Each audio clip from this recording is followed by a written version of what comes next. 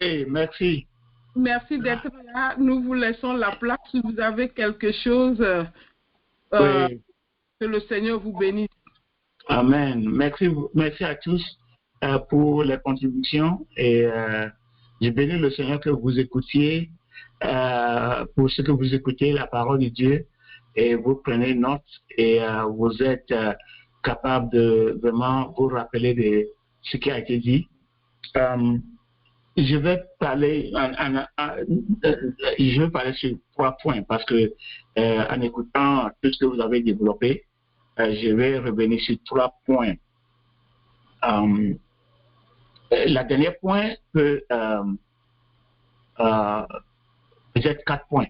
Oui, je vais commencer par la dernière fois que la sœur Angèle a soulevé que Dieu lui-même a fermé la porte. Après avoir donné la parole à Noé, et Noé a annoncé cette parole pour des années. Il a donné l'opportunité pour les gens de vraiment croire et accepter et se repentir. Ils ne se sont pas repentis. Noé a fini, il a fait venir les animaux, et au moment où les animaux, même lorsque les animaux entraient, les gens ne sont pas entrés. Et lorsque les gens, n'est-ce pas, ils sont montés, et Dieu lui-même a fermé la porte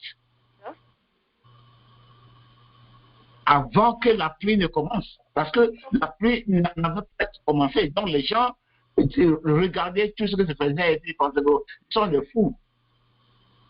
Mais Dieu a fermé la porte et puis la pluie a commencé. Vous voyez? Et lorsque ça a commencé, la terre s'est ouverte. Donc la pluie tombait des cieux et la pluie, l'eau tombait des cieux, l'eau sortait du sol. Donc, avant que les gens ne se rendent compte que, peut-être que ce que ce vieux disait était vrai, c'était trop tard. Et ils allaient chercher je sais qu'ils allaient venir taper. Mais comme c'était Dieu lui-même qui a fermé la porte, personne ne pouvait ouvrir. Donc, je vais lire Luc chapitre 13, verset 23 à 30. Est-ce que quelqu'un peut lire ça pour moi? Parce que bon. Oui. Luc chapitre 13. Verset 23 à 30. Verset 23 à 30. Quelqu'un lui dit, Seigneur, n'y a-t-il que peu de gens qui soient sauvés? Il leur répondit, efforcez-vous d'entrer par la porte étroite, car je vous le dis, beaucoup chercheront à entrer et ne le feront pas. Quand le maître de la porte sera levé et aura fermé la porte, et que vous étant dehors, vous commencerez à frapper à la porte en disant, Seigneur, Seigneur, ouvre-nous. Il vous répondra, je ne sais d'où vous venez, ou je ne sais d'où vous êtes. Vous vous mettrez à dire, nous avons mangé et bu devant toi, et tu as enseigné dans nos rues. Et il répondra, je vous le dis, je ne sais d'où vous êtes. Retirez-vous de moi, vous tous, ouvriers d'iniquité. C'est là qu'il aura des pleurs et des grincements de dents quand vous verrez Abraham, Isaac et Jacob et tous les prophètes dans le royaume de Dieu et que vous serez jetés dehors. Verset 29. Il en viendra de l'Orient et de l'Occident, du Nord et du Midi, et ils se mettront à table dans le royaume de Dieu. Et voici, il y en a des derniers qui seront les premiers et des premiers qui seront les derniers. Amen. Amen. Merci beaucoup, ma fille. Donc, vous voyez, nous voyons encore l'exemple du temps de Noé. Lorsque le maître s'élèvera et il va fermer la porte, est-ce que ça vous... C'est Dieu lui-même qui a fermé la porte dans le temps de Noé. Donc Jésus-Christ disait, il répondait à la question, à savoir, est-ce qu'il y a très peu de gens qui seront sauvés? Il a dit, efforcez-vous maintenant. Et c'est tout le message de l'adresse. C'est tout ce que nous disons.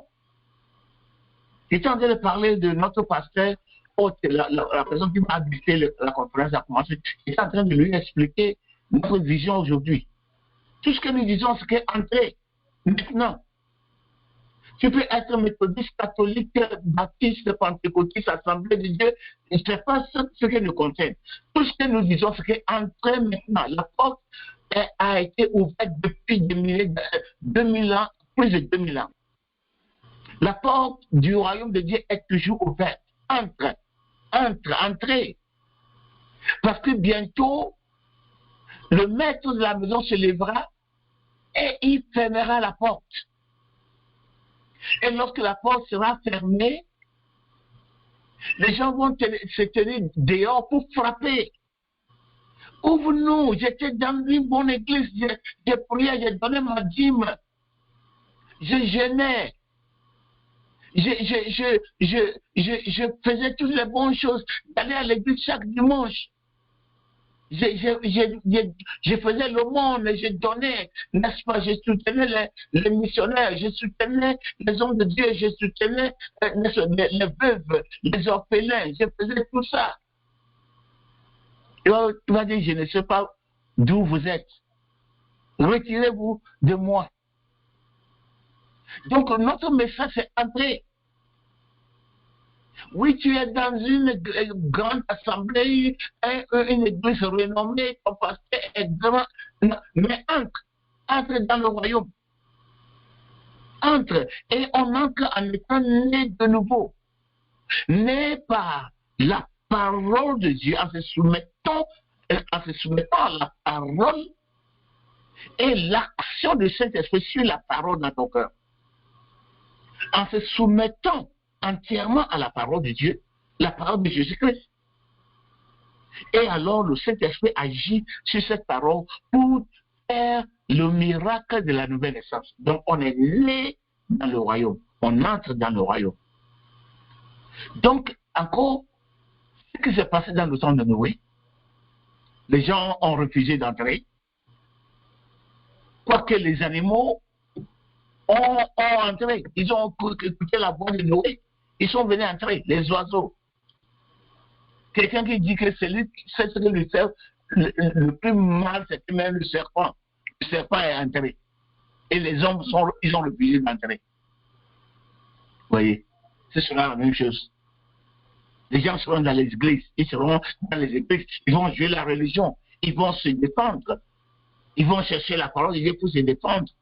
Mais ceci, mais cela, on parle de Jésus-Christ, ils vont parler de Marie, on parle de Jésus-Christ, ils vont parler des assemblées de Dieu, on parle de Jésus-Christ, ils vont parler de Pentecôte, on parle de Dieu, ils vont parler d'autres choses, de l'islam, du bouddhisme, mais moi aussi ma religion, tout ça, on parle de la seule personne qui a le salut, la seule personne qui donne la vie éternelle, Jésus-Christ, c'est lui, n'est-ce pas, dont on parle. Okay. Donc ça c'est le premier point.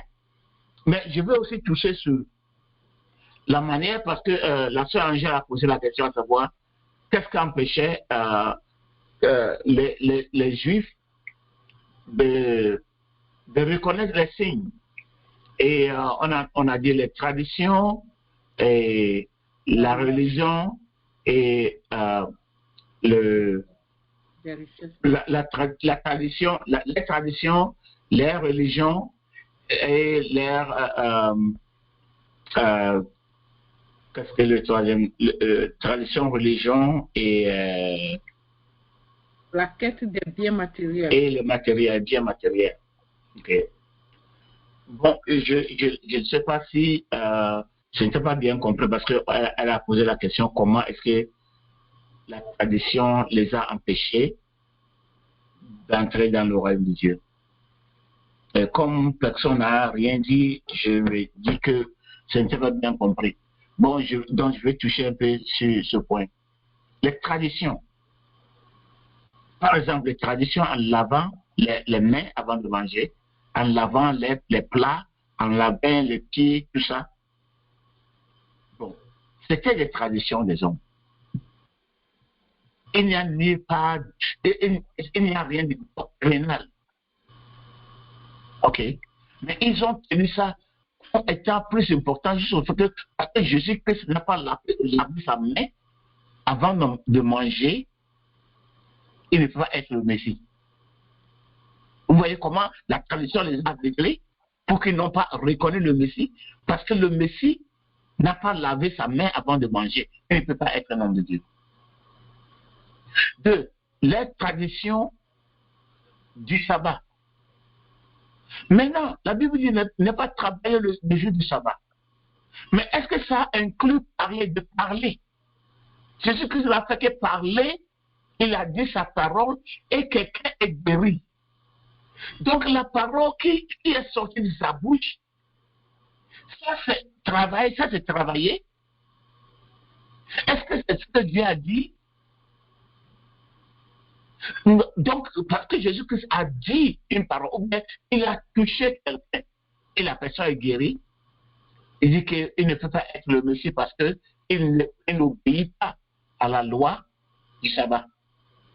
Jésus-Christ, alors que, même là, lorsqu'ils amenaient les bêtes, les brebis pour les donner le pain, les brebis, lorsque Jésus-Christ lui a posé la question, si votre bébé tombe dans une fosse le jour de sabbat, est-ce que vous ne descendez pas dans le fosse pour enlever la brebis?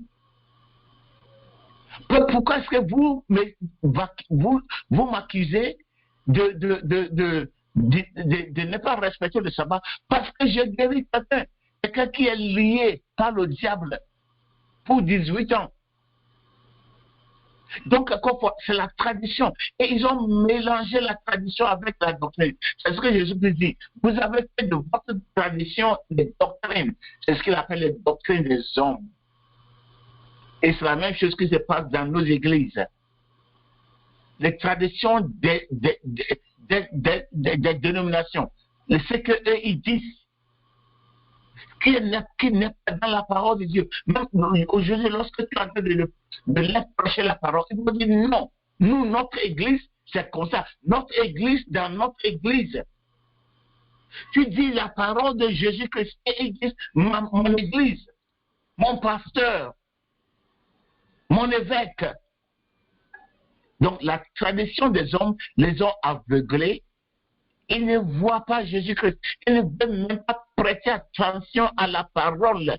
Tu commences à parler de la parole de Jésus, celui qui est le juge, celui qui viendra juger toute chair. Celui dont sa parole est la loi.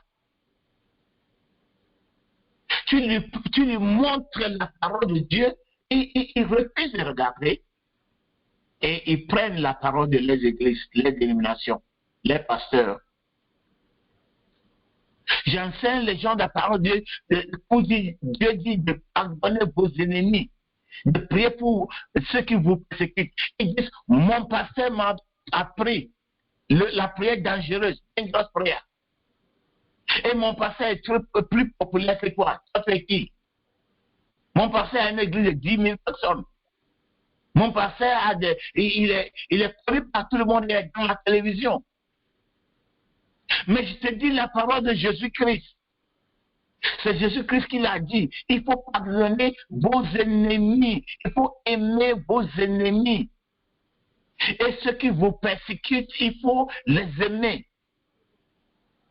Toi, tu me dis que ton pasteur t'a appris à prier contre les sorciers, prier contre ceux qui vous faites du mal. Donc, la tradition les a aveuglés. 2. La religion. Les temples.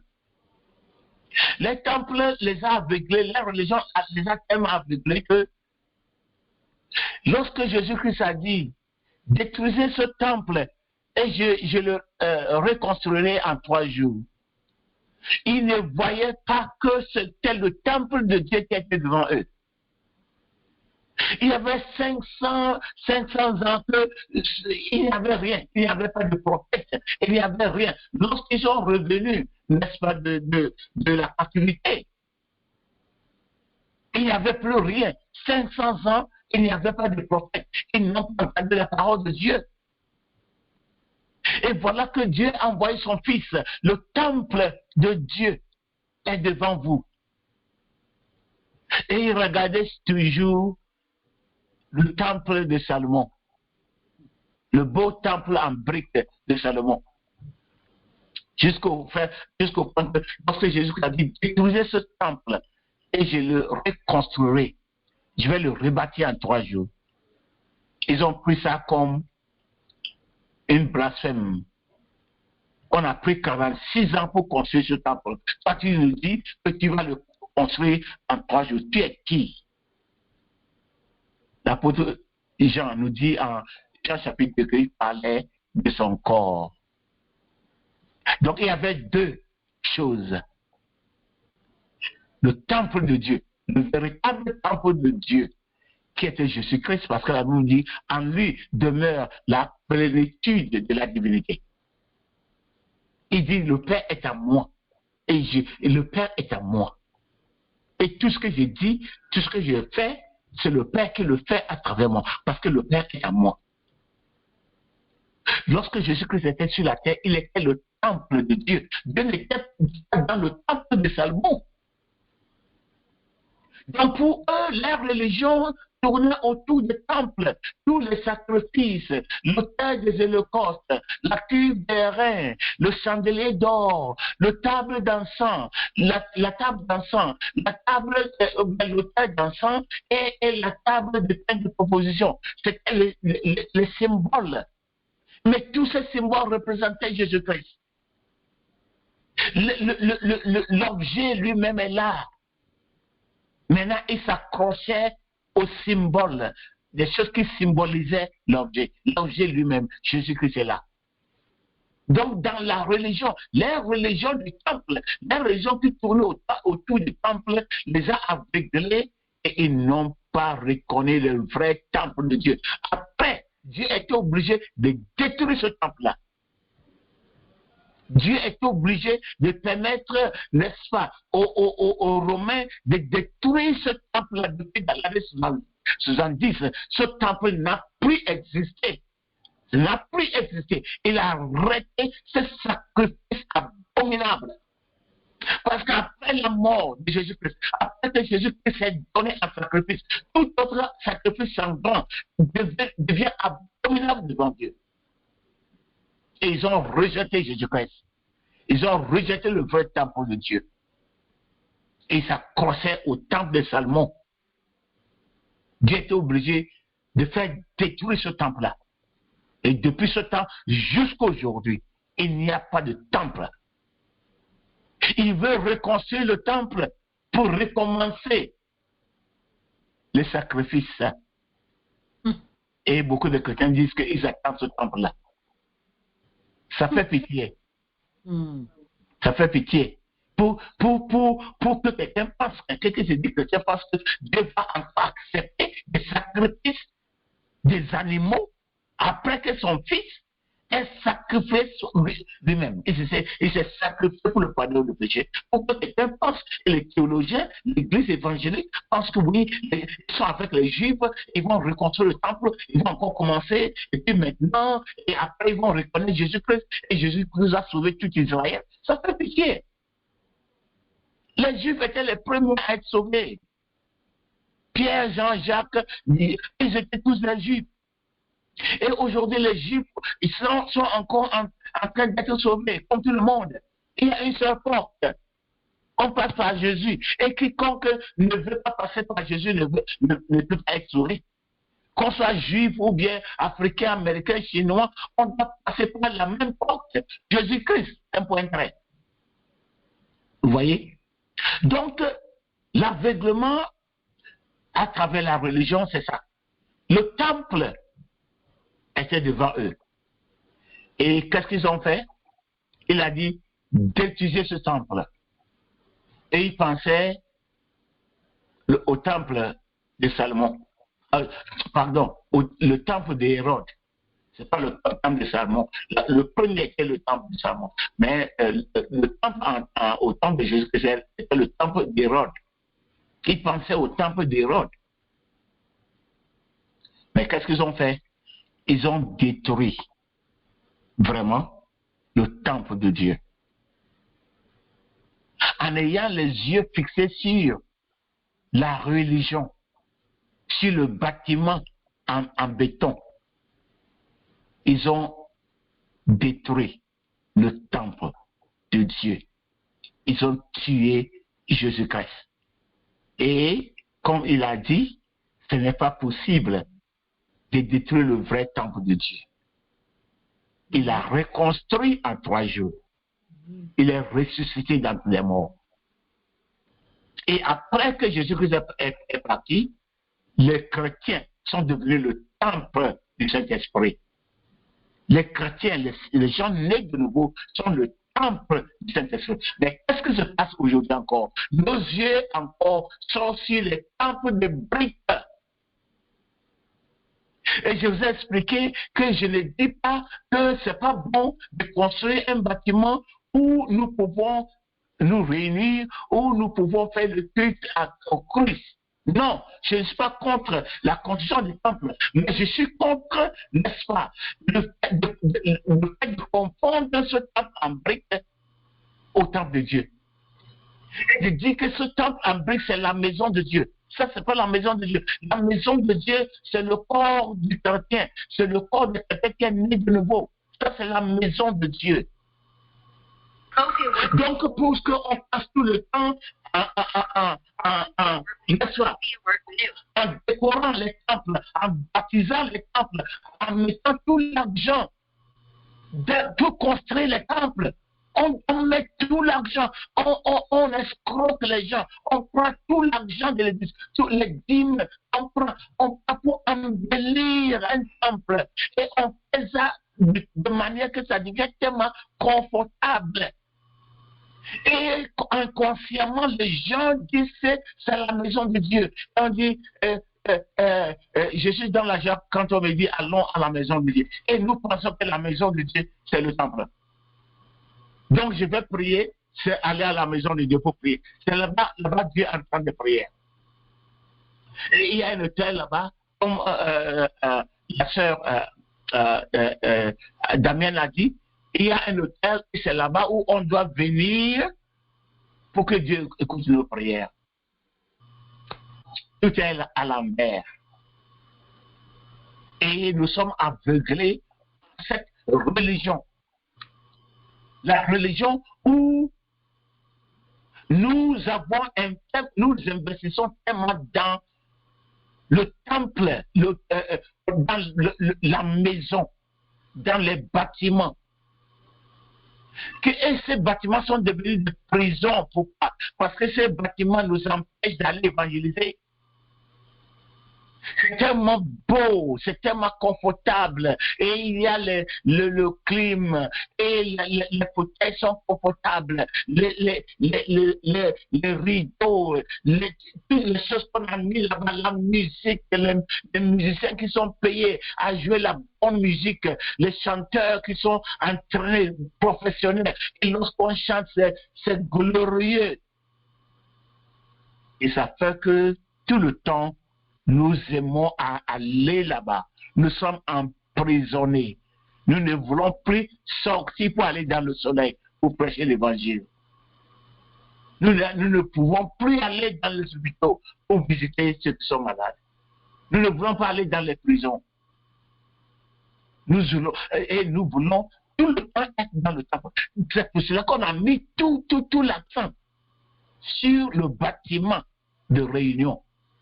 Parce que c'est là-bas encore qu'on prend le lait, on nous prend le lait, on nous prend l'argent. C'est là-bas où ils se nourrissent. Ceux qui se disent bergers, c'est là-bas ils se nourrissent de brebis. Donc ils doivent faire ça de manière tellement confortable. Et plus les gens arrivent comme ça, ils auront beaucoup plus d'argent. C'est comme ça la religion. La religion a aveuglé les Juifs et c'est la religion qui nous aveugle aujourd'hui. Les dénominations que nous prenons comme le corps de Christ. La dénomination, pour nous pensons que la dénomination, c'est ça. Je suis Assemblée de Dieu, je suis catholique, je suis baptiste. Non, mais c'est pas ça. Aucune dénomination n'est connue au ciel. Dans le ciel, non. Aucune dénomination n'est connue. C'est seulement ceux qui sont nés de nouveau. Jésus-Christ connaît son épouse. C'est tout. Il ne connaît que son épouse. Et comme je disais hier à la zone anglophone, je disais que dans toutes ces dénominations, peut-être pas tout, mais la majorité des dénominations chrétiennes, il y a les membres de l'épouse de Jésus-Christ. Il y a quelques personnes qui sont sauvées aux assemblées de Dieu, aux Pentecôtes, aux baptistes, dans tout méthodistes. Il y a des gens qui sont sauvés là-bas. Et dans toutes les dénominations, il y a des gens qui sont sauvés. Mais ils ne sont pas ceux-là, ce n'est pas la dénomination qui constitue l'épouse du monde. Il ne faut pas commettre l'abomination en disant c'est pas l'église Pentecôte qui est l'épouse. Vous pensez que c'est l'église Assemblée de Dieu qui est l'épouse de Jésus-Christ? La méchanceté dans les églises, dans les dénominations, les voleurs, les impudiques, les grands viveurs qui boivent, qui tuent, qui fument la drogue, ils sont tous là. Aujourd'hui, les homosexuels sont là. Ils sont là dans l'église. Et vous pensez que ce sont ces églises qui sont l'épouses de Jésus-Christ? Abomination. Il peut y avoir dans ces églises, toutes ces églises, des gens qui sont sauvés. Oui. Et ceux qui sont sauvés, ils font partie de l'épouse. Ce sont eux que Jésus-Christ viendra chercher. Mais ce n'est pas la dénomination elle-même. La dénomination, c'est la religion. La dénomination, c'est la religion. C'est ce qui aveugle les gens. C'est ce qui vole le cœur des gens. Le même cœur dont Dieu a besoin. La dévotion de l'individu, la dévotion, n'est-ce pas, du croyant. Dieu veut, il dit, si vous ne m'aimez pas plus que vos pères, vos mères, vos femmes, vos enfants, et si vous ne m'aimez pas plus que vos propres vies, vous n'êtes pas digne à être mon épouse, à être mes disciples. Est-ce que vous pouvez imaginer? Il faut aimer Jésus-Christ plus que ta propre vie. Sinon, tu ne peux pas être son disciple. Tu peux être religieux. Tu peux faire toutes les choses de religion. Mais tu ne peux pas être l'épouse de Jésus-Christ. Il faut arriver au point où tu sois prêt à mourir lorsqu'on dit oui, je dois mourir pour Jésus-Christ. D'ailleurs, les gens dans les premiers 3 siècles, les vrais chrétiens sont morts. On les a tous tués. Ils se sont laissés brûler. Ils se sont laissés décapiter, sciés en deux. Parce qu'ils n'étaient pas prêts à renier Jésus-Christ, à renoncer à Jésus-Christ. Jusqu'à ce qu'on arrive à ce point où même si on doit être fusilé, on va dire oui, fusile-moi, tue-moi, parce que je ne suis pas prêt à renoncer à Jésus-Christ. Ceux qui ont cet état d'esprit, ceux qui ont ça comme, ce sont eux qui sont l'épouse de Jésus-Christ. L'épouse, c'est la femme de Jésus-Christ. La personne qui l'aime. La femme aime son mari. Et aime son mari de manière passionnée. Ce n'est pas quelqu'un qui va à l'église. Ce n'est pas quelqu'un qui prie. Ce n'est pas quelqu'un qui lit la Bible. Ce n'est pas quelqu'un qui fait sa dîme. la personne qui aime Jésus-Christ passionnément, qui dira oui à la parole de Jésus-Christ, parce qu'il le reconnaît comme son maître, son mari. Il le reconnaît comme son Dieu. Donc, si Jésus-Christ dit, fais ceci, je le fais. Un point, un trait. Jésus-Christ dit, pardonne, je pardonne. Pas de question. Jésus-Christ dit, n'est-ce pas, de ne pas regarder une femme pour convoiter la femme dans mon cœur, je ne le fais pas. Si je fais ça, je sais que j'ai péché, je demande pardon. Jésus-Christ dit de ne pas être fâché contre quelqu'un jusqu'au lendemain. J'ai dit oui Seigneur, parce que tu es mon maître et t'aimes. Il dit si vous m'aimez, obéissez à mes commandements. Obéissez mes commandements. Ceux qui m'aiment obéissent à mes commandements. C'est très simple. C'est très simple. C'est très simple. Est-ce que tu obéis à Christ, à sa parole? Comment est-ce que tu pourras même obéir à sa parole si tu ne veux pas entendre ses paroles? Comment est-ce que tu peux obéir à ses commandements quand tu ne veux pas entendre ses commandements? You haven't even started. C'est-à-dire, tu n'as même pas commencé. Parce qu'on commence en écoutant la parole, en acceptant Jésus-Christ et en se soumettant à sa parole. Si toi, tu es dans une église où on te dit seulement ce que tu veux, le jour où on te dit ce que tu ne veux pas, tu quittes ou chercher une autre église. Non. Et puis quelqu'un va te promettre que Jésus viendra te chercher pour aller au paradis. On te trompe. Nous tous, nous les hommes qui sont en ligne, nous n'allons pas aller épouser une femme qui ne nous aime pas. Comment est-ce que tu penses que Jésus-Christ viendra prendre quelqu'un qui ne l'aime pas? Une femme qui ne l'aime pas. C'est son épouse. Il viendra prendre son épouse et nous irons faire la marriage supper. La fête de mariage, on dit la noce de l'épouse, de l'époux, la fête des noces. Donc Jésus-Christ viendra chercher sa femme, ceux qui l'aiment jusqu'à la mort. Il a dit continuellement, ceux qui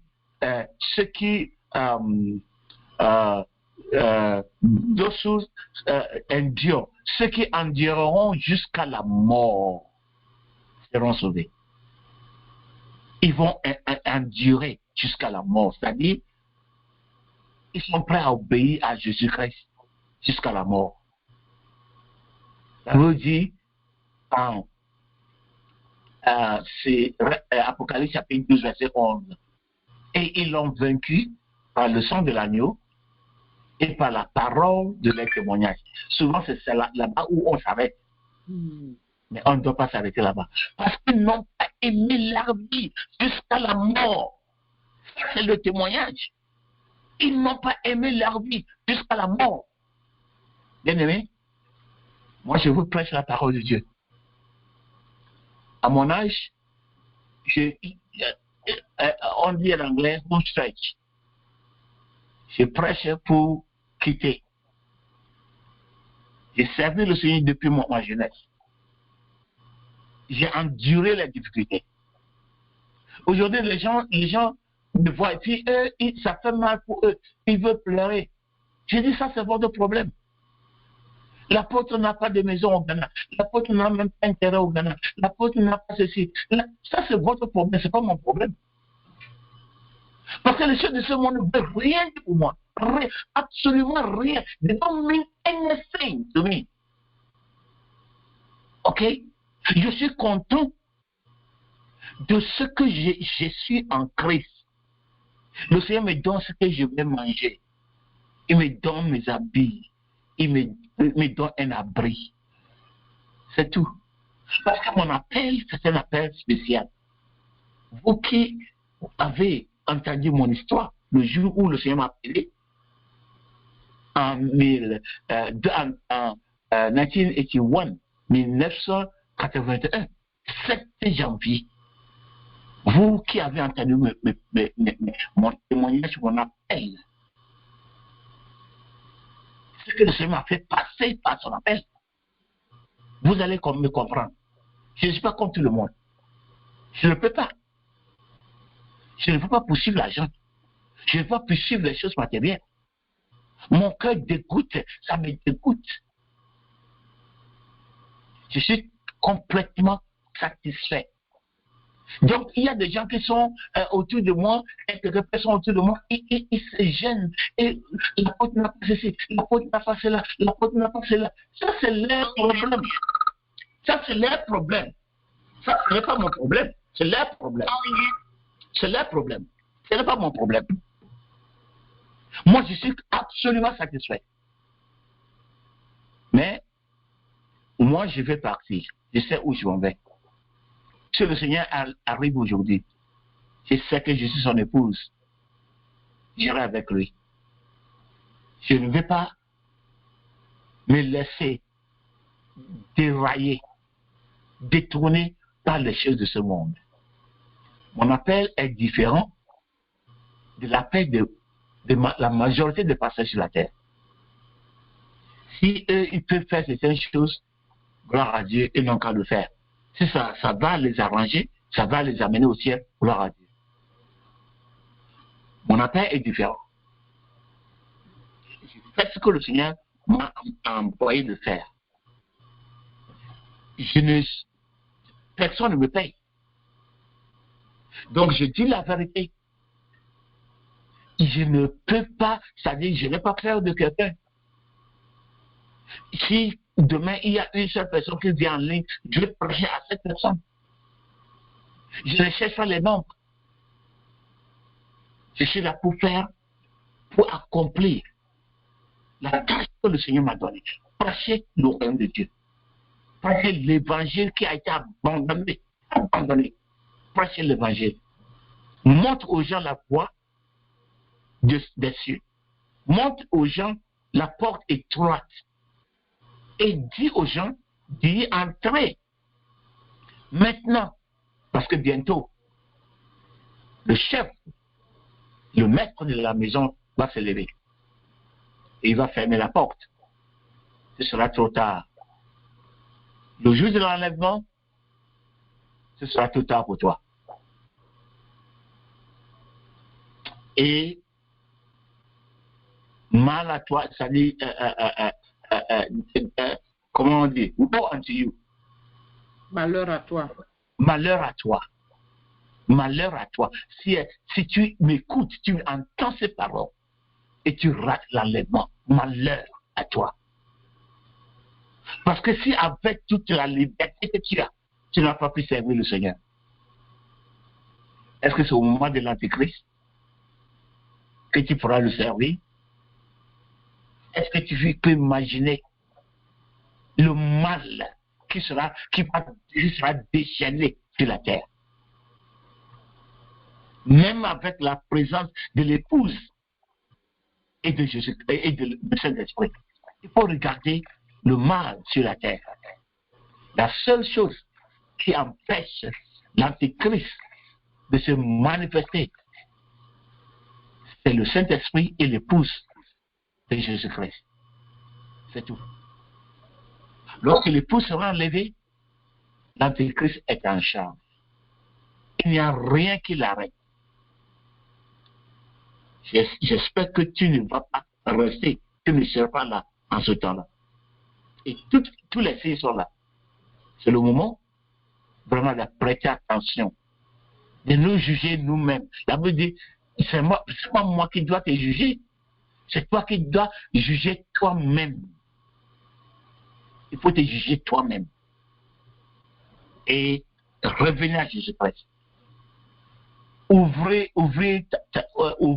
nos cœurs.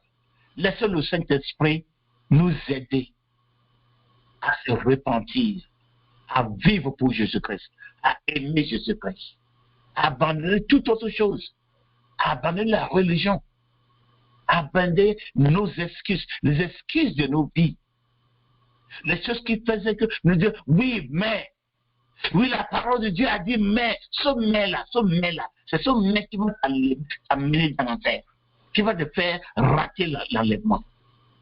Si Jésus-Christ parle, c'est oui, Seigneur, J'ai dit oui, oui, Seigneur.